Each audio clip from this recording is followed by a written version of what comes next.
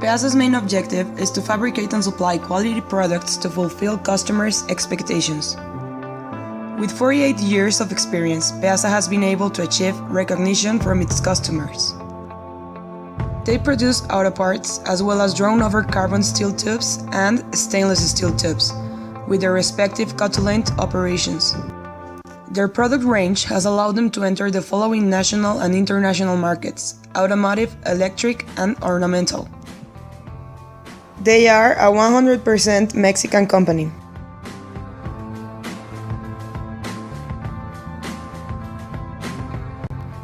Peasa owns 11 mills dedicated to the production of tubing. 3 of them are used for the production of stainless steel tubing. The process starts with the slitting of the master rolls of steel. The forming process is performed by a set of rollers. First, the raw material is put into the mill. Then, it enters all of the forming rollers, and after it is formed, the tube is welded. After this, the tube enters the sizing rollers, which cut the whole roll into a specific size.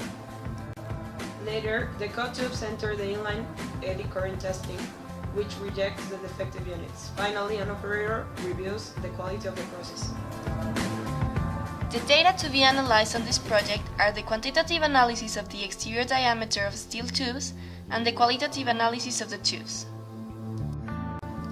In order to collect all the required data for the quantitative analysis, the team visited the enterprise on September 6, gathering 10 samples of size 5, and on September 20, taking 15 more samples of size 5. This data was provided by the enterprise in measuring shades. The data of the qualitative analysis was also provided by the enterprise, telling us how many defective pieces were produced in samples of around 145 pieces. The defects that indicated the rejection of the pieces were incorrect welding, pores, eddy tubes, rough edges, among others.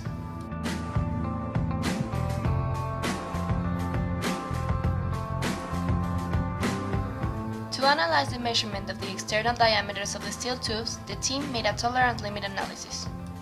With a confidence level of 99%, the exterior diameter of 99% of the pieces in this process must be between 0.4929 and 0.5012 millimeters. 91.67% of the pieces in this sample meet the specification limits. A process capability analysis was also done, and the results were as follows.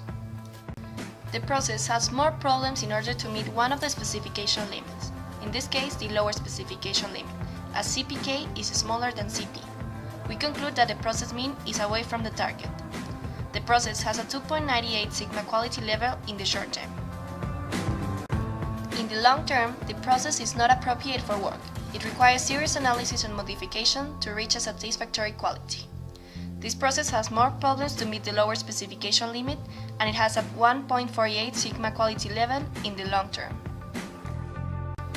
In order to analyze the data, the team obtained an individual moving range control chart and a standard deviation control chart. At first sight, people may think the process does not meet its specifications.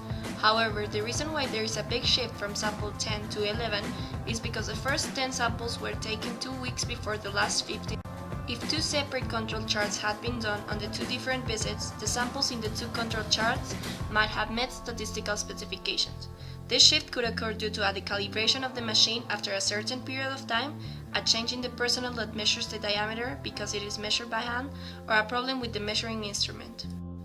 From both graphs, it can be seen that from sample 1 to 10 there was a lot of variation in the diameter of the piece. From samples 11 to 25, the variation decreased notoriously. The team concluded that maybe Peasa realized that there was a problem with the machine on September 6th and they fixed it. Peasa uses a system for detecting defective units called eddy, which marks with pink ink the pieces that have any defect. The picture shows the defective items eddy detected in each batch. A fishbone diagram was made in order to find the main causes of defects of the final product. This could be found in machines, methods, materials, measurements, environment, or men.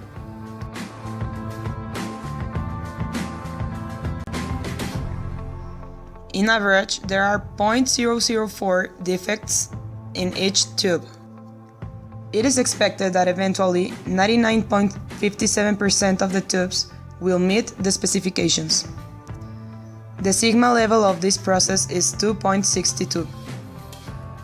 In order to analyze the proportion and number of defective pieces per batch, the team obtained control charts P and MP, both of which didn't show any pattern.